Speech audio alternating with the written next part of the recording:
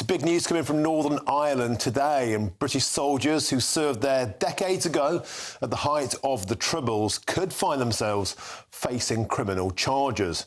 And it's all to do with European human rights law. You couldn't make it up. GB News' Northern Ireland reporter Dougie Beattie is in Belfast. Dougie, we were hoping for a lifeline to be thrown to these veterans, and now Strasbourg's waded in.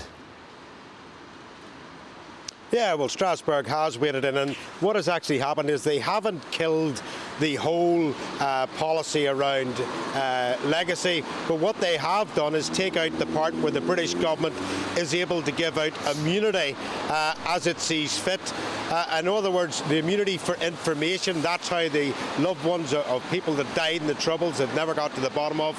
Of course, we're going to find out what happened to those people. 4 families took a case against this legislation that's coming in, and today, of course, it then came back that part, the carrot, if you like, to make people come forward and say exactly what happened in those incidents has gone, which means that those soldiers and security forces will still be brought back to court to face the courts here to face prosecution possibly for things that happened maybe 55 years ago.